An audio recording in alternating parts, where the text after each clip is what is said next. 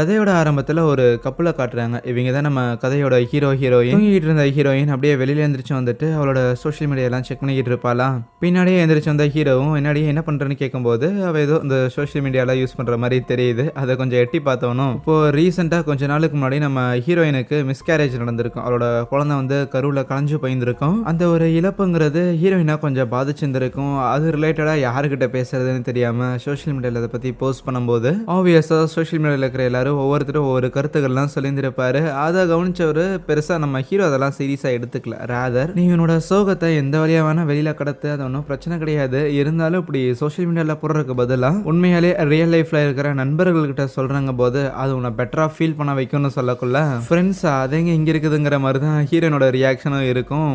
சரி சரி ரொம்பலாம் ஃபீல் பண்ணாத, வெக்கேஷன் என்ஜாய் பண்றதுக்காக வந்திருக்கோம், பழைய விஷயங்கள் நினைச்சுக்கிட்டு மொமெண்ட்ல இருக்கிறத விட்டுறாதங்கிற மாதிரி சொல்லியிருப்பாரு. கட் பண்ணா ஆக்சுவலி இவங்க வியட்நாமுக்கு ஒரு சின்ன ட்ரிப் மாதிரி வந்திருக்காங்க. ஜாலியாக அந்த இடத்துல வந்துட்டு வெக்கேஷன் என்ஜாய் பண்ணிக்கிட்டு இருப்பாங்களா. போட்டிங் போகிறது, பேராகிளைடிங் பண்ணுறது, அப்புறம் அந்த கல்ச்சுரல் ஹெரிட்டேஜ் மாதிரி இருக்கிற இடங்களெல்லாம் போய் விசிட் பண்ணுறதுன்னு சொல்லி எல்லாத்தையும் என்ஜாய் பண்ணிட்டு அதுக்கப்புறம் சாப்பிட்றதுக்காக ஒரு பீச் ரெசார்ட் வந்திருப்பாங்க. ஹீரோயின் அங்கே உட்காந்து சாப்பிட்டு இருக்கு. அதுவே ஹீரோ வெளியில் போயிட்டு அங்கே இருக்கிற லோக்கல் ஆளுங்க கூட சும்மா ஏதோ கேம் ஆடிக்கிட்டு இருப்பானா. அப்போ ஹீரோயின் அவங்க அம்மாவுக்கும் அவங்களோட சிஸ்டருக்குலாம் கால் பண்ணி பேசிக்கிட்டு இருப்பாங்க. ஸோ அவங்களுக்கு என்ன நடந்திருக்குன்னு தெரியும் போல. ஸோ அதை பெருசாக பேசிக்காம முடிஞ்ச அளவுக்கு ஜாலியாக இருக்கிறியா, ஃபன் பண்ணுறியா, அவனோட டைமை வந்து நீ என்ஜாய் பண்ணுறியா அப்படிங்கிற மாதிரியான கேள்விகளோட அவங்க அதை நிறுத்திக்கிறாங்க. அதுக்கப்புறம் காலையும் கட் பண்ணும்போது ஹீரோயினோட கண்ணில் சில கண்ணீர் துளிகள் இருக்கும். ஏன்னா நம்ம மனசு கஷ்டப்படக்கூடாதுங்கிறங்காட்டி அவங்க சில கேள்விகளை அவாய்ட் பண்ணியிருக்காங்கன்னு அவளுக்கு தெளிவாகவே புரியுது. ஆனால் அப்போ அவங்க ரெசார்ட்ல இருக்கிற டிவியில் இந்த மாதிரி புயல் வரப்போகுதுன்னு நியூஸ் ஓடிக்கிட்டு இருக்க அந்த லாங்குவேஜ் வேறையா இருக்கும். அதனால நம்ம ஹீரோனுக்கு சரியா அது புரியல. அதுக்கப்புறம் அவங்க ரெண்டு பேரும் தங்கியிருக்க அந்த இடத்துக்கு வராங்க. அப்படி வரும்போதுமே நம்ம ஹீரோயின் ஒரு மாதிரி சோகமாக தான் இருக்கிறாங்கிற விஷயத்த ஹீரோ கவனிக்க தான் செய்யறான். தண்ணிக்கு மேலே தானே அவங்க தங்கியிருந்திருக்க அந்த ரெசார்ட்டுங்கிறது இருக்கு. ஸோ அதனால அங்கட்லேயே ஜாலியாக ஒரு ஸ்விம்மிங்கை போட்டுக்கிட்டு இருப்பாங்களா. ஆனால் ஹீரோயின் ஃபோனும் கையுமா புலம்பிக்கிட்டு இருப்பா. என்னடா சிம்மு வாங்கியிருந்திருக்க, ஒரே சிக்னலே கிடைக்க மாட்டேங்குதுங்கிற மாதிரி அங்கிட்ட இங்கிட்டு உலாவிட்டு இருந்தா. நேரம் ஃபோனையே பார்த்துக்கிட்டு இருக்காத, அதுக்கு அவனை என்ன கூட்டு வந்திருக்கேன்னு ரெண்டு பேரும் அதுக்கப்புறம் தண்ணியில் இறங்கினவங்களும் தண்ணிக்கடியில் இருக்கிற கடல் வாழ் உயிரினங்கள் எல்லாத்தையும் அப்படியே ஜாலியாக ரசிச்சுட்டு வந்துகிட்டு இருப்பாங்களா. ஸோ அப்படியே ஒரு நீச்சலை போட்டுட்டு நேராக ஒரு பாறையில் போய் ஏறி கொஞ்சம் ரெஸ்ட் எடுக்கும் போது அப்போ தெரியாம தவறுதல ஹீரோ அந்த பாறையில் வச்சு அவனோட காலை கிழிச்சிக்க அப்படியே ஏகப்பட்ட ரத்தம் தண்ணியில கலக்க ஆரம்பிக்குது. ஒன்றும் பிரச்சனை இல்லை, பெரிய அடியெல்லாம் கிடையாது. இருந்தாலும் அப்படி ரத்தம் வந்து தண்ணியில கலக்குதுங்கிறது நம்ம ஹீரோயினுக்கு ஒரு மாதிரி ட்ராமா மாதிரி இருக்கும். ஏன்னா அவளோட குழந்தையுமே கலைஞ்சு போகும்போது இந்த மாதிரி பாத் டப்ல வச்சு அப்படியே பிளட் ப்ளீட் ஆகி அந்த தண்ணி ஃபுல்லாமே ஒரு மாதிரி ரத்தக்கரையாகி அந்த விஷயங்களில் அவளுக்கு ஞாபகப்படுத்துற மாதிரி இருக்கும். இதை புரிஞ்சுக்கிட்ட ஹீரோவுமே அவளை சமாதானப்படுத்துறதுக்காக ட்ரை பண்றான். ஈவன் இங்க பாரு, அது கலைஞ்சு போகல அப்படின்னாலுமே கண்டிப்பா அது பிறந்திருந்தாலும் அது இறந்து தான் போயிருந்திருக்கும். இது வந்து உன்னோட தப்பு எதுவும் கிடையாதுன்னு சொன்னா அதை ஹீரோயினால ஏத்துக்க முடியல. அந்த ஒரு நாள்ல இருந்து இருக்கிற எல்லாருமே இதே தான் சொல்லிட்டு இருக்கிறீங்க, அது எப்படி இது என்னோட தப்பு இல்லைன்னு நீங்க சொல்லுவீங்க? குழந்தை என்னோட வயிற்றுக்குள்ள இருக்கும்போது நான் குழந்தைய ப்ராப்பரா பாத்துக்கல, நான் பாத்துக்காதங்காட்டி தான் அது இறந்து போயிருச்சு, என்னாலதான் எல்லா தவறுமே நடந்ததுங்கிற மாதிரி பயங்கரமா கில்ட்ல பிளேம் பண்ணிக்கிட்டு இருப்பா தன்னைத்தானே. அதுக்கு மேல ஹீரோக்கு என்ன பேசுறதுன்னு தெரியல. அன்னைக்கு நைட்டு அவங்க ஸ்டே பண்ணியிருக்க ரூம்ல இருந்து ஹீரோயின் வெளியில வேடிக்கை பார்த்துட்டு இருக்கும்போது வெளியில மேகங்கள் எல்லாமே இருட்டிட்டு வரத அவ கவனிக்கிறா. அந்த மேகம் மட்டும் கிடையாது, ஈவன் நம்ம ஹீரோயினோட மனசுமே ஒரு மாதிரி இருட்டிக்கிட்டு தான் வருது போல. இந்த மாதிரி நான் இங்கிருந்து போகணும், நான் திருப்பி வீட்டுக்கு போகணுங்கிற மாதிரி அடம் பிடிச்சிட்டு இருப்பாளா. அதை புரிஞ்சுக்கிட்ட ஹீரோவுமே இவங்க கொஞ்சம் நாளுக்கு ட்ரிப்பை பிளான் பண்ணியிருக்காங்க போல. ஆனா பாதியிலே போகணும் அப்படின்னு சொன்னாலும் ஓகே ஃபைன், இவளுக்கே பிடிக்கலனா அப்புறம் இங்க இருந்து என்ன பிரயோஜனம்னு கவலைப்படாத போல, நாளைக்கு காலையில விடியும் போது நாம இங்க இருந்து கிளம்பி இருந்திருப்போம் என்ன சரியான. ஹீரோயினை சமாதானம் பண்ணும்போது வெளியில ஒரே இடி மின்னலா இருக்கும். கூடவே கொஞ்ச நேரத்திலே அந்த இடத்துல பயங்கரமா மழைலாம் பெய்ய ஆரம்பிக்க இவங்க ரெண்டு பேரும் தூங்கிக்கிட்டு இருக்கும்போது ஹீரோயின் தான் கண் வலிச்சுட்டு இந்த மாதிரி வெளியில பயங்கரமா மழை பெய்யுதுன்னு சொல்லி ஹீரோவை எழுப்பி இந்த விஷயத்தெல்லாம் சொன்னா. மழை பெய்யறதுல ஒரு விஷயம் அப்படின்னு என்னை எழுப்புற பார்த்து அவனுக்கு மனசாட்சி இருக்காங்கிற மாதிரி அவன் தூக்கத்துல சலுப்புல வந்து அவன் பேசிக்கிட்டு இருப்பானா. ஆனா அப்ப ஒரு கால் வரும். இவங்க இந்த ரெசார்ட் புக் பண்ணியிருக்காங்கல்ல, அங்கிருந்து தான் கால் பண்ணியிருப்பாங்க. இப்படி பயங்கரமா மழை பெய்யற மாதிரி இருக்கு, நீங்க பீச் ஓரமா இருக்கிற இந்த ஒரு இடத்துல ஸ்டே பண்றதுக்கு பதிலா மெயின் ஹோட்டலுக்கு வரீங்களா, உங்களை வந்து நாங்க பிக்கப் பண்ணிட்டு ரீலோகேட் பண்றோம் அப்படின்னு கேட்டதுக்கு ஹீரோயினுக்கு அது சரிங்கிற மாதிரி தான் தோணுது. வெளியில மழைலாம் பெய்யுது, ஸோ எதுக்கு தேவையில்லாம ரிஸ்க் எடுத்துக்கிட்டுன்னு. இருந்தாலும் ஹீரோ பையன் சும்மா படுவுள்ள காலையில சூரியன் வந்துருச்சுன்னா நம்ம பேக்கப் பண்ணிட்டு கிளம்ப போறோம், இதுல எதுக்கு தனியா வேற ஹோட்டலுக்கு போயிட்டு அதுக்கப்புறம் அங்கிருந்து கிளம்பிக்கிட்டு சும்மா கடலோரமா இருக்கிறோம்னா சும்மா அப்படி இப்படி காத்து அடிக்கதான் செய்யுங்கிற மாதிரி திருப்பி ரெண்டு பேரும் தூங்க ஆரம்பிச்சிருவாங்களா. ஆனா இந்த புயலுங்கிறது ஜாஸ்தி ஆகிட்டே இருக்கு. ஒரு கட்டத்துல வெளியில இருக்கிற கண்ணாடியில உடையிற சத்தம் கேட்க உடனே அடிச்சு பிடிச்சி ஹீரோயின் கண் விழிக்கிறாளா. பார்த்தா ரூம்குள்ளேயே தண்ணி வந்துருச்சு. என்ன நடந்துச்சுன்னு வெளியில காட்டும் போது தான் தெரிய வருது. ஆக்சுவலி இவங்க ஸ்டே பண்ணியிருக்க அந்த ரூம் இருக்குதுல்ல, அது தனியா புடுங்கிட்டு ஆல்ரெடி தண்ணியில போக ஆரம்பிச்சிருச்சு. உடனே ஹீரோயினா கரைகிட்ட நிக்கிற ஆளுங்க கிட்ட எங்களை யாராவது காப்பாத்துங்க காப்பாத்துங்க அப்படின்னு கத்திக்கிட்டே இருப்பாலாம். ஆனா ஆல்ரெடி இவங்க கூட பக்கத்துல இருக்கிற ரூம்ல எல்லாம் ஸ்டே பண்ண ஆளுங்க வெளியில வந்துட்டாங்க போல. சோ அவங்க எல்லாரும் உயிர் பயத்துல அங்க இருந்து ஓடி போயிட்டு இருப்பாங்க. சரி இப்படியே விட்டா வேலைக்கு ஆகாது, அப்படியே புயல் நம்மள கடலுக்குள்ள இழுத்துட்டு போயிடும், அதனால தண்ணிக்குள்ள குதிச்சு வெளியில எஸ்கேப் ஆகிட வேண்டியதான் அப்படின்னு ஹீரோ ஒரு ஐடியாவை சொல்லிட்டு முதல்ல ஹீரோயினை தான் அப்படியே வெளியில தள்ளி விடலான்னு இருக்க. அங்க தண்ணியில ஏகப்பட்ட பாறைகள்லாம் இருக்கும். அந்த பாறை மேல எல்லாம் அந்த வீடு அப்படியே மோதி மோதி வந்துட்டு இருக்கும் போது கடைசியா பெரிய ஒரு பாறை ஒண்ணு இருக்கும். டெஃபினட்டா அது மேலயும் இந்த ஒரு பில்டிங் மோத தான் போகுது. மோதுச்சுன்னா கண்டிப்பா டேமேஜஸ் ஏற்படும். குறைஞ்சபட்சம் இவளையாவது காப்பாத்துவோன்னு ஹீரோயினை தண்ணிக்குள்ள தள்ளி விட ஹீரோயின் அந்த பில்டிங்க்கு கீழே வந்த காரணத்தால அவ எஸ்கேப் ஆயிட்டான். அந்த பில்டிங் நேரா போய் அவ்வளவு பெரிய பாறையில மோத தான் செஞ்சிருக்கும். தப்பிச்சு கரைக்கு போய் உதவிக்கு ஆளுங்களை கூட்டிட்டு வாங்குற மாதிரி தான் அவன் இறக்கி விட்டு இருந்திருப்பான். ஆனா அந்த ஒரு பில்டிங் போய் மோதி இருந்திருக்கும்ல. சோ ஹீரோக்கு என்னாச்சுன்னு பாக்குறதுக்காக அவ திருப்பியும் அந்த பில்டிங்குள்ள ஏறா. ஓகே ஃபைன், அவன் உள்ள நல்லா தான் இருக்கிறான். இருந்தாலும் என்ன போய் பாறையில வேகமா மோதினதுல அவனுக்கு அடிப்பட்ட காலே திருப்பி அடிபட்டிருக்கும் போல. சரி சட்டுப்புட்டுன்னு எந்திரி, வெளியில நம்ம பாறை மேலேயாவது போய் நின்னுக்கலாம். இந்த மாதிரி இப்படி மிதந்துட்டு இருக்கிற இந்த ஒரு பில்டிங்ல இருக்கிறது சேஃப் கிடையாதுன்னு ஹீரோயின் சொல்லும்போது வெளியில புயலே போய்கிட்டு இருக்குது. புயல்ல போய் நம்ம வெளியில ஒரு கல்லு மேல நிக்கிறது நீ சேஃப்னு சொல்றியா? அதெல்லாம் ஒன்றும் தேவையில்லை. இன்னும் கொஞ்ச நேரத்துல எப்படியும் காலையில விடிய தான் போகுது. நம்மளை தேடி கண்டிப்பா ரெஸ்கியூ டீமுங்கிறவங்க வரதான் செய்வாங்க. அதனால இதே இடத்துல இருப்போம். காலையில சூரிய வெளிச்சம் வரும்போது கண்டிப்பா அவங்க நம்மளை வந்து காப்பாத்திருப்பாங்க அப்படின்னு சொல்லக்குள்ள சரின்னு ஹீரோயினும் அவனோட காலில் ஃபர்தரா இன்னுமே அடிபட்டு நிறைய ப்ளீட் ஆகிட்டு இருக்கும். அது எல்லாத்துக்குமே அப்படியே துணியெல்லாம் வச்சு ரத்தம் வராத மாதிரி பண்ணிட்டு சரி காலையில விடியற வரைக்கும் காத்திருப்போம் அப்படின்னு பொறுமையா காத்திருந்திருக்க. காலையில விடியலும் வருது. ரெண்டு பேரும் நல்லா ஆழ்ந்து தூங்கி இருந்திருப்பாங்க போல. ஹீரோயினுக்கு தான் முதல்ல விழிப்பு வருது. கண் விழிச்சு பார்த்தா அவளுக்கு ஒரு பெரிய அதிர்ச்சி காத்திருந்திருக்குது. ஏன்னா அவ்வளவு பெரிய கடல்ல வெறும் அந்த வீட்டுல அவங்க மட்டும்தான் அப்படியே ட்ரிஃப்ட் ஆகி போயிட்டு இருக்கிறாங்க. கொஞ்சம் கொஞ்சமா பதறி போனவ வேக வேகமா ஹீரோவை எழுப்பும் போது அவனும் எந்திரிச்சு பாக்குறான். அவனுக்குமே இது ஒரு பெரிய அதிர்ச்சி தான். இருந்தாலும் உன்னோட பேச்சை கேட்டுட்டு தானே இதே இடத்துல வந்து நம்ம ஸ்டே பண்ணியிருந்தோம். கம்மன் நேற்று ஹோட்டலுக்கே போயிருந்திருக்கலாம். அதுவும் இல்லைன்னா அதிகபட்சத்துல நம்ம அந்த பாறை மேலேயாவது ஏறி நின்றுருக்கலாம். மக்கள் பாக்குற தூரத்துல இருந்திருப்போம். கண்டிப்பா அவங்க நம்மளை காப்பாத்திருந்திருப்பாங்க அப்படின்னு அவ பயங்கரமா புலம்பிக்கிட்டு இருப்பா. இது எல்லாமே உன்னோட தப்பு தான்னு அவ சொல்ற விஷயங்கள்லாம் பாயிண்ட் இருக்குது. இது என்னோட தப்பு தாங்கிற மாதிரிலாம் ஹீரோக்கு புரியுது. சரி இரு ரொம்ப கத்தாத, ஏதாவது யோசிப்போன்னு அவன் எந்திரிக்க ட்ரை பண்ணும்போது நேற்று நைட் தான் கால் பயங்கரமா அடிபட்டு இருந்திருக்கும்ல. ஸோ அந்த வலிங்கிறது இப்போதான் ஜாஸ்தியா தெரியுது. ஹீரோயினுமே ரொம்பலாம் புஷ் பண்ணிக்காதங்கிற மாதிரி அவங்ககிட்ட பேச ஆரம்பிக்க ரைட்டு இப்போதைக்கு இந்த ஒரு காலை வச்சுட்டுலாம் பெருசா நம்ம ஹீரோவால எதுவும் பண்ண முடியாது. அதனால ஹீரோயின் கிட்ட இந்த மாதிரி இந்த ஒரு ரூம் அப்படியே தனியா பிச்சுட்டு வந்திருக்குதுல்ல, இதுல எப்படி நம்ம மாட்டியிருக்கோமோ அதே மாதிரி வேற ஏதாவது ஒரு பொருட்கள் மாட்டியிருந்தா அதை கொஞ்சம் தேடி கண்டுபிடிச்சு எடுத்துட்டு வான்னு சொல்லக்குள்ள சரின்னு ஹீரோயினுமே தண்ணிக்குள்ள ஒரு டைவை போடுறா. பார்த்தா கீழே வந்து சில வாட்டர் பாட்டில்ஸ் அதுக்கப்புறம் இந்த பேக் எல்லாம் வந்து கிடைச்சிருந்திருக்கும். அதையெல்லாம் எடுத்து மேல வைக்கிறாளா. இதெல்லாம் கிடைக்குதுன்னா அப்ப தப்பிக்கிறதுக்கு எதுவும் ஏதாவது கிடைக்கணுமேங்கிற மாதிரி அவ திருப்பி 3வது தடவை உள்ள மூழ்கி இருந்திருக்க. அப்ப அந்த இடத்துல ஏகப்பட்ட பிரானாக்கள்லாம் வரும். அவ்வளவுதான் அடிச்சு பிடிச்சி திருப்பி மேல வந்துடுவா. தப்பிக்கிறதுக்கு ஏதாவது கிடைக்கும்னு தேடி போனா நம்மளை சாகடிக்கிற மிருகங்கள் தான் வருங்கிற மாதிரி ஹீரோயின் சும்மா ஹீரோ கிட்ட இதை பத்தி எல்லாம் ஜோக் பண்ணிட்டு எந்த இடத்துல இருக்கிறோம் அப்படின்னு கூட தெரியாம சுத்தியும் தண்ணியா இருக்கிற மாதிரி இருந்தாலும் ஸ்டில் ரெண்டு பேரோட ஆறுதலுக்கு ரெண்டு பேரும் மாறி மாறி இருக்கிறாங்க அப்படிங்கிறங்காட்டியே ஓரளவுக்கு கொஞ்சம் காமா தான் இருக்கிறாங்க, நம்பிக்கையோட இருக்கிறாங்க. கண்டிப்பா நம்மளை தேடி வருவாங்க. ஒரே ஒரு நைட்ல நம்ம கடலுக்குள்ள அவ்வளவு தூரம் எங்க போயிட போறோம். சூனர் ஆர் லேட்டர் கண்டிப்பா அவங்க நம்மளை கண்டுபிடிச்சிருவாங்க. அதனால பதட்ட பண்ணுங்கிற அவசியம் கிடையாதுன்னு சொன்னா ஹீரோயினுக்கு மேபி இன்னொரு புயல் வந்தா நம்ம எப்படி தாக்கு பிடிப்போங்கிற மாதிரியான கேள்விகள்லாம் வரும். என்னதான் அவங்க ஜாலியா பேசிக்கிட்டு இருந்தாலுமே ஹீரோவோட கால்ல இருந்து ரத்தங்கிறது ப்ளீட் ஆகிட்டே தான் இருக்குது. ஸோ உடம்புல இருந்து ரத்தம் போயிட்டே இருக்கு. ஸோ அதுக்கப்புறம் நேரம் போயிட்டே இருக்க அவங்க வச்சிருந்த வாட்டர் பாட்டில் ஒரு மேக்னிஃபிஷன் கிளாஸ் மாதிரி ஆக்ட் ஆகி ஹீரோவோட பாடியில சூடு வச்சிரும் போல. என்னடா இது ஒரு வாட்டர் பாட்டில் வச்சு இதெல்லாம் பண்ண முடியுமான்னு யோசிச்சுட்டு அதுக்கப்புறம் கொஞ்ச நேரத்துக்கு மேல ஹீரோ டயர்டாகி தூங்கிடுவான். சூரியனுமே ஈவினிங் ஆகிட்டு ஆல்மோஸ்ட் மறையிற மாதிரியான சூழ்நிலையில இருக்க அப்போ வானத்துல ஒரு ஏர்பிளைன் போறத ஹீரோயின் கவனிக்கிறான். உடனே கத்தி கத்தி உதவிக்காக கூப்பிடும் போது அது ரொம்ப மேல பறக்குது, உன்னை கண்டிப்பா இங்க பாத்துருக்க மாட்டாங்கன்னு ஹீரோ சொல்லுவானா. இல்லையா சும்மா இருக்கிறதுக்கு நம்ம ஏதோ ஒன்று முயற்சி பண்ணி பார்க்கணுமேனு அவ கத்திக்கிட்டே இருக்க. அப்பதான் சடனா அந்த வாட்டர் பாட்டில் இருந்து ஹீட் வரதை அவங்க கண்டுபிடிச்சிருப்பாங்கல்ல. ஸோ அது மூலமா நம்ம நெருப்பை பற்ற வச்சு ஒரு புகை மூட்டத்தை கிரியேட் பண்ணுவோம், கண்டிப்பா அவங்க நம்மளை கவனிப்பாங்கன்னு சொல்லிட்டு இவங்களும் அந்த வாட்டர் பாட்டிலை வச்சு பண்ணி பாக்குறாங்க. ஆனா ஆல்ரெடி சூரியனுங்கிறது மறைய ஆரம்பிச்சிருந்திருக்கும். போதுமான அளவுக்கான சூரிய வெளிச்சம் இல்லாத காரணத்தால அவங்களால அந்த இடத்துல நெருப்பை பற்ற வச்சிருந்திருக்க முடியாது. ஸோ அப்படியே அன்னைக்கு நைட்டும் கடந்து போக அடுத்த நாள் காலையில ஹீரோயின் தூங்கி எந்திரிக்கும் போது நைட் டைம்ல பனி பொழிஞ்சிருந்திருக்கும்ல. ஸோ அங்க இருக்கிற துணிகள்ல பனித்துளிகள்லாம் சேர்ந்து நீரா இருக்கும். அதை வாயில விழுந்திருக்கும். தண்ணி கிடைச்சிருக்குன்னு பயங்கரமா வாயெல்லாம் வறண்டு போயிருந்திருக்கும். இருந்தாலும் அங்க இருக்கிற ஒரு வாட்டர் பாட்டிலை எடுத்து அந்த தண்ணியை ஒரு 2-3 டிராப் மட்டும் பிடிச்சவளும் அந்த துணியை பிழிஞ்சு பிடிச்சவளும் அப்படியே ஹீரோட வாயிலுமே ஊத்திட்டு அவனை எழுப்புறதுக்காக ட்ரை பண்ணிக்கிட்டு இருக்க. அவன் எந்திரிக்கிற மாதிரி தெரியல. அவன் ஆல்ரெடி பசி மயக்கத்துல, தண்ணி இல்ல, கால்ல வேற அடிபட்டு இருக்குது.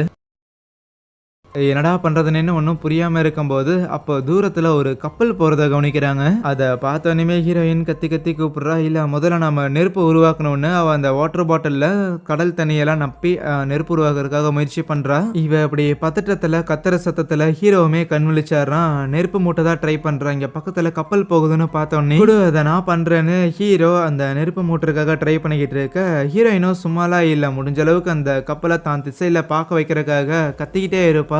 தண்ணிலாம் இல்லாம தொண்டையெல்லாம் வறண்டு போயிருந்திருக்கும். அவளோட கத்துற குரலே வெளியில கேட்காது. ஆனா இருந்தாலும் அவ தொடர்ந்து கத்திக்கிட்டே இருக்க. லக்கிலி ஹீரோவும் எப்படியோ அந்த நெருப்பை மூட்டிடுவானா. ஆனா அவங்க நெருப்பு மூட்டுற அந்த நேரத்துக்குள்ளேயே அந்த கப்பலுங்கிறது கொஞ்சம் தூரமா போக ஆரம்பிச்சிருந்திருக்கும். ஐயோ கப்பல் தூரமா போகுது, நெருப்பு அதிகமாக்கையான்னு சொல்லக்குள்ள ஹீரோவும் அங்க இருக்கிற துணியெல்லாம் எடுத்து போட்டு பயங்கரமா கொளுத்தி விட்டுருவான். அவ்வளவுதான், அந்த கப்பலும் அவங்க கவனிக்கல. இவ்வளவு நெருப்பு மூட்டினங்காட்டி அந்த நெருப்புங்கிறது கொஞ்சம் கொஞ்சமா பரவ ஆரம்பிச்சு அவங்க அந்த பில்டிங்கே ஒரு உட்டு தானே, மொத்தமா எரிய ஆரம்பிச்சிருது. வேற வழி இல்லாம 2 பேரும் உயிர் தப்பிக்கிறதுக்காக தண்ணிக்குள்ள குதிக்க, அவ்வளோ பெரிய நீல கடல்ல அவங்க 2 பேருக்கு ஒரே ஆதரவா இருந்ததுங்கிறது அந்த மர பில்டிங் மட்டும்தான். இப்போ அதுவும் காணாம போகுது. கம்ப்ளீட்டா எரிஞ்சு போனதுல அதோட ஃப்ளோர் மட்டும்தான் மிஞ்சி போயிருக்கும் போல. ஸோ அதுல சும்மா கையை வச்சுக்கிட்டு மிதந்துகிட்டு இருப்பாங்க. கை வச்சதுக்கே அந்த உட்டு கீழே மூழ்க ஆரம்பிக்குது. அப்படியே பொறுமையா என்ன பண்றதுன்னு தெரியாம காத்துக்கிட்டு இருக்கும்போது சடனா தண்ணிக்குள்ள ஏதோ ஒன்று மூவ் ஆகுற மாதிரி நம்ம ஹீரோனால கவனிக்க முடியுது. தம்பி எனக்கு என்னமோ தண்ணி அடியில ஒரு பெரிய பஞ்சாயத்து காத்திருக்குது போலயே அப்படின்னு சொல்லி ஹீரோயின் பயப்பட ஆரம்பிச்சா, அது எதுவும் இருக்காதடி, சும்மா நீரோட்டம் இங்கே அதிகரிச்சிருந்திருக்கும், அதுதான் உனக்கு அப்படி தோணிந்திருக்குங்கிற மாதிரி ஹீரோ சமாதானம்லாம் பேசும். ஆனா எனக்கு என்னமோ உன்னோட கால்கள்ல இருந்து வர ரத்தத்தின் காரணமாக ஈர்க்கப்பட்ட சுறாக்கள் நம்மளை தேடி வருதோங்கிற மாதிரி ஹீரோயின் சொல்லக்குள்ள அவனுக்கும் சந்தேகம் வந்துடும். ஒருவேளை இருக்குமோன்னு தண்ணிக்குள்ள மூழ்கி பார்த்தவனுமே அந்த இடத்துல என்னத்தையோ பார்த்துறான். அருமை, சுறாதாண்டா அப்படின்னு வேக வேகமா 2 பேரும் அந்த மர பில்டிங்கோட பீசஸ் அங்கேயும் இங்கேயும் சிதறி கிடக்கும். அதுல எதுலையாவது ஏறிக்க முடியுமா, ஏதாவது ஒன்று நம்மளோட வெயிட்டை தாங்குமான்னு அங்கே கிடக்கிற அந்த பெரிய பெரிய உடன் பீசஸ்ல எல்லாம் அவங்க ஏறுறதுக்காக முயற்சி பண்ணிக்கிட்டு இருப்பாங்களா. ஈவன் தண்ணிக்குள்ள அந்த சுறாக்களோட அந்த ஃபின் எல்லாமே தெரியுது. போச்சு இன்னைக்கு நம்மளை முடிச்சுக்கிட்ட போதுன்னு பயப்பட்டா அந்த மீன் எகிரி குதிக்கும் போது தான் தெரியுது அது ஆக்சுவலி டால்ஃபினா தான் இருக்கும். டால்ஃபின் கூட்டத்தை பார்த்தா பயப்பட்டோம், இது நம்மள எதுவும் பண்ணாதுன்னு சொல்லி அதுக்கப்புறம் எப்படியோ இந்த ஒரு சுறா பயத்துல தான் 2 பேரோட வெயிட்டையும் தாங்கி மிதக்கிற அளவுக்கு ஒரு உடன் ஸ்லாப் ஒன்று கண்டுபிடிச்சிருந்துருப்பாங்க. அதுல 2 பேர் அப்படியே ஹாயா படுத்துக்கிட்டு, நல்ல வேலை நம்மளோட விதி இதோட முடிகிற மாதிரி தெரியல, இன்னும் கொஞ்சம் நேரம் நமக்கு நம்மளோட சாவு தள்ளி போடப்பட்டிருக்குன்னு நினைக்கிறேன், அதனால அது வரைக்கும் சந்தோஷம் தாங்கிற மாதிரி கொஞ்சம் நிம்மதியாக இருப்பாங்க. ஆஸ் யூஷுவல் ஹீரோயின் தன்னைத்தானே ப்ளேம் பண்ணிக்க ஆரம்பிப்பான். மேபி நான் இப்படி சோகமாக இல்லாமல் இருந்திருந்தேன்னா கண்டிப்பாக இந்த ஒரு ட்ரிப்புக்கு நீங்கள் என்னை கூட்டு வரணுங்கிற அவசியம் இருந்திருக்காது. இந்த நிலைமைக்கான ஆரம்ப பிள்ளைங்கிறது என்னோட டிப்ரெஷன் தான் காரணங்கிற மாதிரி அவள் கில்ட்டாக ஆரம்பிக்க, அவளை சமாதானப்படுத்துறதுக்காக ஹீரோவும் அவங்களோட குழந்தைங்கிறது கலைஞ்சு போயிருந்துருக்கும்ல, நான் குழந்தைய ஒழுங்காக பார்த்துருந்தேன்னா கண்டிப்பாக இது நடந்திருக்காது, நான் என்னோட பாடியை ஒழுங்கா டேக் ஓவர் பண்ணலங்கிறது தான் அவங்களோட கில்ட்டா இருக்கும். அந்த ஒரு கில்ட்டுக்கு சமாதானப்படுத்துற மாதிரி ஆசுவாசப்படுத்துற மாதிரி, நீ கவலைப்படாத, குழந்தையை வளர்க்கறது அப்படிங்கிறது 2 பேரோட கடமை தானே, அந்த ஒரு பீரியட்ல நானும் உன்னை ஒழுங்கா பார்த்துக்கல, நானுமே ப்ராப்பரான கேர் கொடுத்துருக்கணும், குழந்தை இறந்து போனதுக்கு நீ காரணம் அப்படின்னு நீ சொல்றீன்னா அப்படின்னா நானும் சரிசமமா காரணம் தான், எல்லா பிளேமையும் நீயே எடுத்துக்கணுங்கிற அவசியம் கிடையாதுன்னு சொல்லும்போது அப்போ ஹீரோயின் ஒரு வேளை இதுதான் நம்மளோட விதி நினைக்கிறேன், குழந்தை இல்லாம தனியா நம்ம 2 பேரும் சாகிறதா நம்மளோட விதி போலையன்னு சொல்லக்குள்ள இவ சொன்ன இந்த விஷயத்த கொஞ்சம் ஜோக் பண்ற மாதிரி ஹீரோ, ஆமா பெரிய பெரிய செலிபிரிட்டிஸ் எல்லாருமே குட்டி படம் தான் செத்துருக்காங்க, அந்த வகையில பார்த்தா நம்மளுமே பெரிய ஆளுங்க தாங்கிற மாதிரி ஜாலியா ஃபன் பண்ணிக்கிட்டு இருப்பாங்க. அதுக்கப்புறம் நேரங்கிறது போக ஆரம்பிக்க அடுத்த நாள் காலையில 2 பேரும் நல்லா ஆழ்ந்து அந்த ஒரே ஒரு ஸ்லாப்ல தூங்கிக்கிட்டு இருப்பாங்களா. ஆனா ஹீரோவோட கால்ல இருந்து அந்த ரத்தம் போகிறது அப்படிங்கிறது மட்டும் நிக்கவே இல்லை, அப்படியே தொடர்ந்து ப்ளீட் ஆகிட்டே இருக்கு, தண்ணியில கலந்துகிட்டே இருக்கு. அப்படி இருக்கும்போது ஒரு சுறாமீன் அந்த உடன் ஸ்லாப்பை 2 துண்டாக்கிட்டு போக ஹீரோயின் தனியா போக ஆரம்பிச்சிருவாளா. அதுவே ஹீரோ ஓரளவுக்கு அன்கான்சியஸா இருக்கிற காரணத்தால அந்த உட்டுல மிதக்காம அப்படியே தண்ணிக்குள்ள விழுந்துருவான். ஐயோ சூறாதான் என் புருஷனை இழுத்துட்டு போச்சவனோ பயந்து போனவளும் அவ மிதந்துட்டு இருந்த அந்த உட்ல இருக்கிற ஒரு பீஸ் அவனை எடுத்துக்கிட்டு தண்ணியில இறங்கினவளும் அவளை அட்டாக் பண்றதுக்காக அந்த சுறாமீன் எல்லாத்தையுமே வெறும் அந்த கட்டையை வச்சு மட்டுமே அதோட உடம்புல எல்லாம் குத்தி அதுங்களெல்லாம் காயப்படுத்தி ஹீரோ மிதந்துகிட்டு இருந்தால அந்த ஒரு உடன் பீஸ் அதுல போய் முதல்ல அவ ஏறிக்கிற, ஏன்னா இதுல இருந்தானே கீழே விழுந்தா எங்க விழுந்தான்னு யோசிக்க கரெக்டா ஹீரோவும் கொஞ்சம் மேல வரானா. பக்கத்துலேயே அவங்களை அட்டாக் பண்றதுக்காக அந்த சுறாமீனுமே வரதான் செய்யுது. அதை பார்த்தனுமே ஹீரோயின் தான் அந்த உடன் பீஸ் வச்சு அந்த சுறாமீனை போட்டு குத்திக்கிட்டு இருக்கிறான். எப்படியோ ஹீரோவும் அந்த ஒரு உடன் பீஸ் மேல அவனோட பாடியை வச்சு கொஞ்சம் மிதக்க ஆரம்பிக்கிறான். சரி நீ என்ன தூக்கலாம் ட்ரை பண்ணாத, முதல்ல அந்த சுறாக்களை விட்டு கொஞ்சம் தூரம் விலகிறதுக்காக துடுப்பு போட முயற்சி பண்ணணும்னு சொல்லும் போது சரின்ட்டு ஹீரோயின் ஹீரோயினும் வேக வேகமா அந்த ஒரு மரக்கட்டையை வச்சுட்டு துருப்பு போட ஆரம்பிக்கிறா. ஒரு செகண்ட் கூட கேப்பே விடாம எப்படியாவது நம்மள உயிரை காப்பாத்திக்கிட்டு ஆகணும், நம்ம ஹஸ்பண்டையும் காப்பாத்தி ஆகணும்னு வேக வேகமா துருப்பு போட்டவளும் சும்மா கேப்பே விட மாட்டா. ஒரு பாயிண்ட்ல இவங்கள அந்த சுறாக்கள் ஃபாலோ பண்றதை நிறுத்திடும். ஆனா அதே நேரத்துல அவ்வளோ வேகமா அவ்வளோ எனர்ஜியை செலவு பண்ண காரணத்தாலேயே ஹீரோயினும் அங்க அன்கான்சியஸ் ஆயிருந்திருப்பா. இன்னும் சொல்ல போனா அன்கான்சியஸ் ஆகிற அளவுக்கு துடுப்பு போட்டு காப்பாத்திருந்திருக்கா, தூரமா கொண்டு வந்திருக்கா. அதுக்கப்புறம் அப்படியே நேரங்கிறது போக ஆரம்பிக்க அன்னைக்கு நைட் இருட்டாக ஆரம்பிச்சிருந்திருக்கும். 2 பேரும் அந்த பலகையில மிதந்துகிட்டே ஏதோ ஒரு இடத்துல வந்து நிக்கிற மாதிரி தெரிய நம்ம ஹீரோயினும் கண் விழிச்சு பாக்குறா. பார்த்தா அவன் 2 பேரும் கரைக்கு வந்துட்டாங்க. உடனே சந்தோஷத்துல வேக வேகமா தன்னோட ஹஸ்பண்டை எழுப்பலாம், ஹீரோவை எழுப்பலாம் அப்படின்னு ட்ரை பண்ணா அவன் அந்த இடத்துல மூச்சு பேச்சு இல்லாம கிடக்குறான். அண்ட் அவளுக்கும் புரியுது அவன் இறந்துட்டான்னு. இருந்தாலும் ஹீரோவோட இறப்பை சுத்தமா அவ ஏத்துக்கவே இல்லாம இல்ல இல்ல எப்படியாவது எந்திரிச்சிரு, ப்ளீஸ் ப்ளீஸ் எந்திரிச்சிருன்னு சொல்லி அவனை எழுப்பிக்கிட்டே இருந்தாலும் ஹீரோவோட பாடியை தூக்கிட்டு வரக்காக முயற்சி பண்ணுவாளா. ஸோ அப்பதான் கவனிக்கிறா ஆக்சுவலி ஹீரோவோட 2 காலையுமே அந்த சுறாக்கள் கடிச்சிருந்திருக்கும். 2 காலையை முழுசா கடிச்சு இழுத்த காரணத்தால அவ்வளோ பிளட் அவனோட பாடியிலேருந்து போயிருந்திருக்கும். அந்த மாதிரி தான் அவன் இறந்து போயிருந்திருக்கான். ரத்தம் போய் தான் அவன் இறந்துருக்கான். ஹீரோ ஆக்சுவலி ஹீரோனோட ஃப்ரெண்டாக தான் இருந்திருப்பான் போல. ஸோ அதுக்கப்புறம் தான் லவ் ஆகி அதுக்கப்புறம் தான் மேரேஜ் ஆகி அதுக்கப்புறம் ஹீரோயினுக்கு குழந்தை கலைஞ்சு போயிருந்தாலுமே எல்லா டைம்லையுமே எனக்கு சப்போர்ட்டிவாக இருந்தான். அப்படிப்பட்ட என்னோட ஃப்ரெண்டு என்னோட ஹஸ்பண்டை நான் இழந்திருக்கேன்னு சொல்லி ஹீரோயினுக்கு அங்கே ரொம்ப வருத்தம். அப்புறம் கொஞ்ச நேரத்துல அவ்வளோ மயங்கியிருப்பாளா. அப்படி மயக்கத்தில் இருக்கும்போது இறந்து போயிருந்த ஹீரோ அப்படியே எந்திரிச்சு வந்து ஹீரோயின் கிட்ட பேசுற மாதிரியும் நீ தொடர்ந்து வாழணும் அப்படின்னு சொல்லக்குள்ள இனிமேல நான் எதுக்கு வாழ்ந்துகிட்டு, என்னோட குழந்தையும் போயிருச்சு, நீயும் போயிட்ட, இனிமேல் நான் மட்டும் இருந்து என்ன பண்ண போறேன் அப்படின்னு சொன்னா அப்போ ஹீரோ சொல்ற மாதிரி இருக்கும். ஒன்ஸ் நீ பிரெக்னண்டா இருக்கும்போது உனக்குள்ள இன்னொரு உயிர் இருக்கு அப்படிங்கிற அந்த ஒரு உணர்வு உனக்கு ஞாபகம் இருக்கா? ஸோ உனக்குள்ள இன்னொரு உயிர் வளர்ந்துகிட்டு இருக்குதுங்கும் போது அதை நீ நல்லபடியா பாத்துக்கணும் அப்படின்லாம் விருப்பம் காமிச்சிருந்தீல. அதே மாதிரி தான் நானும் உனக்குள்ளதான் இருக்கிறேன்.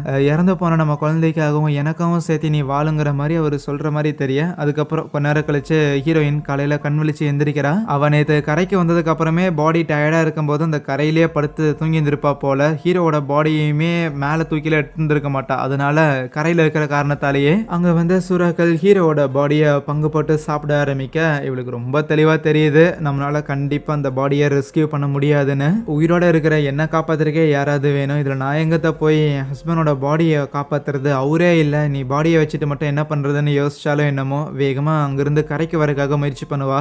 போய் அவ கரையில தான் இருக்கிறா, இருந்தாலும் கொஞ்சம் தண்ணிக்குள்ள இருக்கிறா. அதனால வேக வேகமா அங்கிருந்து நடந்து வர முயற்சி பண்ணும்போது தெரியாம காலில் கீழே இருக்கிற ஒரு கல்லுங்கிறத கிழிக்க அவ்வளவுதான் அந்த ரத்தத்தை பிடிச்சிக்கிட்டு வந்த சுறாமீனுமே நம்ம ஹீரோயினோட காலை பிடிச்சு கடிக்கிறதுக்காக முயற்சி பண்ணுமா. ஆல்மோஸ்ட் ஓரளவுக்கு பிடிச்சி காலை இழுத்துருச்சுன்னு நினைக்கக்குள்ள கொஞ்சம் துரிதமா செயல்பட்ட ஹீரோயின் அங்க இருக்கிற ஒரு கல்லை எடுத்து அந்த சுறாமீனோட மூக்கிலேயே அடின்னு அடிச்சு அவ்வளவுதான் அந்த சுறாமீன் அங்கிருந்து ஓட விட்டாடுறா. இருந்தாலும் அந்த சுறாமீன் அவளை அட்டாக் பண்ண ட்ரை பண்ணும்போது அவளோட தொடையை தான் கடிச்சு விட்டு இருந்திருக்கும். அதுல இருந்து பயங்கரமா ப்ளீட் ஆயிட்டு இருக்கும்போது அவரோட ட்ரெஸ்ஸை தான் கிழிச்சு ரத்தம் வரக்கூடாதுன்னு தொடையில கட்டிட்டு வேக வேகமா அங்கிருந்து நடக்க முயற்சி பண்ணவ தடிக்குட்டி கீழே விழுவா. அவ்வளவுதான், கீழே விழுந்தவ எந்திரிக்கல. அப்படியே கொஞ்ச நேரங்கிறது போயிட்டே இருக்க அதுக்கப்புறம் தான் திருப்பியும் கண் விழிச்சவ எந்திரிச்சு நடக்க ஆரம்பிக்கிறா. அது ஏதோ கடலுக்கு நடுவில் ஒரு சின்ன தீவு மாதிரி போல. ஆனா தீவுனாலும் ஒரு புல்பூடு கூட கிடையாது, வெறும் ஒரு ஃபுல்லா அந்த பீச் மணலா மட்டும்தான் இருக்கும். அவளுக்கு எங்க போறதுன்னு தெரியல. அவ பாட்டுக்கு நடந்து போயிட்டே இருக்கிறா. ஃபுல்லா பனிமூட்டமா இருக்கு. எங்க போறோம் ஏது போறோம்னு எதுவுமே தெரியாம நடந்துகிட்டே இருந்தவளும் இறுதியா அந்த இடத்துல ஏகப்பட்ட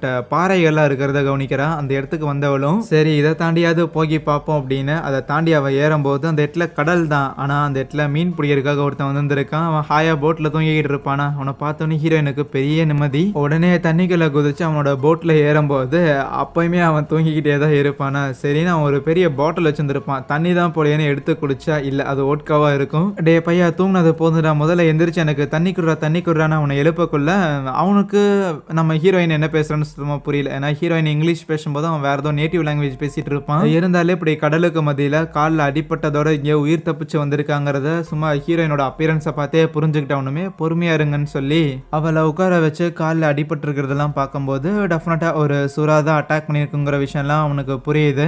இருந்தாலும் அவன் என்ன பேசுறாங்கிறது ஹீரோயினுக்கு புரியல, ஹீரோயின் என்ன பேசுறாங்கிற விஷயம் அவனுக்கும் புரியலைனாலுமே உதவி பண்றதுக்காக ஃபர்ஸ்ட் எய்ட்லாம் பண்ணுவான். அவன் வச்சிருந்திருக்க அந்த சரக்கை எடுத்து அந்த ஆல்கஹால் கண்டென்ட்டை எடுத்து அவளுக்கு ஒரு டிஸ்இன்ஃபெக்டன்ட் மாதிரி அதில் ஊற்றி விட்டு அவனுமே கொஞ்சம் குடிச்சுக்கிட்டவனும் தூண்டலுக்கு பயன்படுத்துகிற அந்த கம்பிலாம் இருக்கும்ல அதை வச்சு ஒரு ஸ்டிச்சஸ்லாம் போட்டு விட்டு இப்போதைக்கு டெம்பரரியாக ப்ளீட் ஆகாத மாதிரி கொஞ்சம் தேயிலாம் போட்டவனும் சரி இருங்க மேடம் நான் முதல்ல மீன் பிடிக்கிறதுக்காக கீழே இந்த ட்ராப்பெல்லாம் செட் பண்ணியிருக்கேன் அப்படின்னு அவன் தண்ணிக்குள்ளே இறங்கினவனும் மீன் பிடிக்கிறதுக்காக ட்ராப்பெல்லாம் மாட்டியிருந்திருப்பானா. ஸோ அதை போய் கழட்டுறதுக்காக அவன் செக் பண்ணிக்கிட்டு இருக்கும்போது அதுவே ஹீரோயினும் மேலே கொஞ்சம் இப்போதான் சூறாகிட்டு இருந்து தப்பிச்சிட்டோம் அப்படின்னு ரிலாக்ஸடாக உட்காந்துருந்தா. அந்த போட்டை ஏதோ ஒன்று இடிக்கிற மாதிரி தெரியுது. உடனே உஷாரானவளும் டே உள்ளூர்காரா சீக்கிரம் வாடா சூறா வந்திருக்குடா அப்படின்னு கத்திக்கிட்டே இருந்தா உள்ள இருந்து ஒரே ஒரு கை மட்டும் வரும். அவ்வளோதான் மீன் பிடிக்கிறவன் காலி ஆயிட்டான் போல. நம்மளை ஃபாலோ பண்ணிட்டு அந்த சூறா வந்திருக்கும்னு நினைச்சவளும் முதல்ல அந்த போட்டை வந்து தண்ணியிலே இருக்க வைக்கிறதுக்காக ஒரு ஆங்கரை ஒன்று உள்ள இறக்கி இருந்திருப்பாங்க. அந்த ஆங்கரை எடுத்துட்டு இங்கிருந்து கிளம்பலாங்கிற மாதிரி ஹீரோயின் அதை எடுக்கிறதுக்காக முயற்சி பண்ணும்போது உதவி பண்ணணும் கத்திக்கிட்டே தண்ணிக்குள்ள இருந்து அந்த மீனவனுமே வெளியில வரக்காக முயற்சி பண்ணுவானா. சரின்னு ஹீரோயினும் போட்ல இழுத்து போடலான்னு இருந்தா அவனை பிடிச்சி ஏதோ ஒன்று இழுக்க அவன் ஹீரோயினோட கையை பிடிச்சுங்கட்டி ஹீரோயினும் உள்ள வந்துடுவா. ஆனால் கிளவரா ஹீரோயின் அந்த ஆங்கர் இருந்ததுல ஸோ அதோட கயிறை பிடிச்சிக்கிட்டு திருப்பியும் போட்டில் ஏறிடுவாள். சரி அப்படியே இந்த மீனவனையும் தூக்கிடலாம் அப்படின்னு தூக்க ட்ரை பண்ணா விடுவனானு பின்னாடியே வந்த சூறா மீன் அப்படியே அந்த ஆளை கட்சி கவி இழுத்துட்டு போயிருது. உடனே ஹீரோயினும் தப்பிச்சு போறதுக்காக வேகமாக ஆங்கரை மேலே இழுத்து போட்டுறா. சரி எஸ்கேப் ஆகலான்னு இருந்தா விடாத கருப்பு அவளை துரத்துங்கிற மாதிரி பின்னாடியே அந்த சூறா மீனை அவளை அட்டாக் பண்றதுக்காக வந்துகிட்டு இருக்குது. ஆஹா என்ன பண்றதுன்னு யோசிச்சு அந்த போட்டை வேகமா மூவ் பண்றதுக்காக அந்த மீனவன் வந்து ஒரு ப்ரொப்பலர் ஒன்று வச்சிருந்திருப்பான் போல. ஸோ அதை அப்படியே எடுத்து அந்த இன்ஜினை ஆன் பண்ண அது ஆன் ஆகிறதுக்கும் அந்த சூறா மீன் கிட்ட வரைக்கும் கரெக்டாக இருக்கும். அதோட ஃபேஸ்லேயே வச்சு சிவியராக அதை போட்டு டேமேஜ் பண்ணி விட்டுறாலாம்.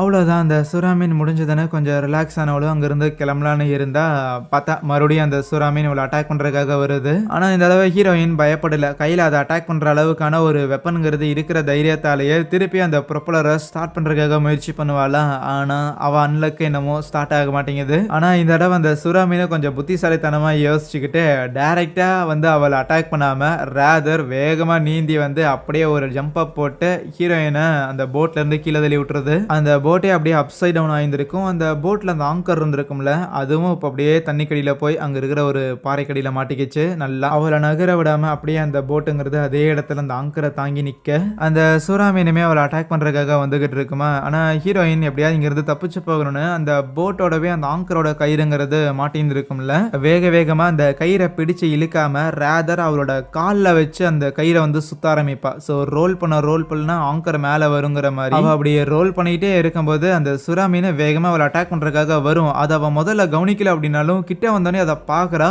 பட் அன்ஃபார்ச்சுனேட்லி அந்த சுறா மீன் ஹீரோயின் வேகமாக அந்த ஆங்கரை மேலே தூக்கிந்திருப்பாள். ஸோ அந்த இரும்பு ஆங்கரில் கொண்டு போய் அதோட வாயை சொருகிந்திருக்கும். அவ்வளோதான் அது வந்த வேகத்தில் அந்த ஆங்கரை இடிச்ச வேகத்தில் அந்த ஆங்கர் அதோட வாயை குத்தி கிழிச்சிருந்திருக்கும். அந்த ஆங்கர் கூடயே அவ்வளோ பெரிய சுறாமீன் இப்போ தண்ணி கடியில் போகிறங்காட்டியே நம்ம ஹீரோயின் எப்படியோ மேனேஜ் பண்ணி அந்த ஆங்கரோட கயிறை வந்து அந்த போட்ல இருந்து துண்டிச்சு விட்டுறா. அதுக்கப்புறம் எப்படியோ திணறி அடிச்சு அப்படியே அந்த போட்டு மேலே அவள் ஏறி உட்கார்றாளா.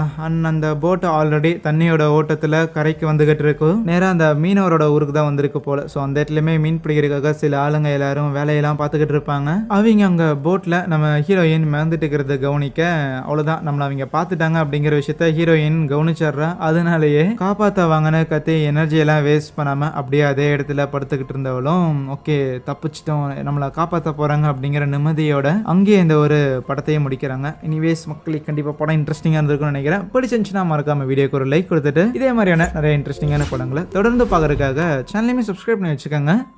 சரி தேங்க்யூ.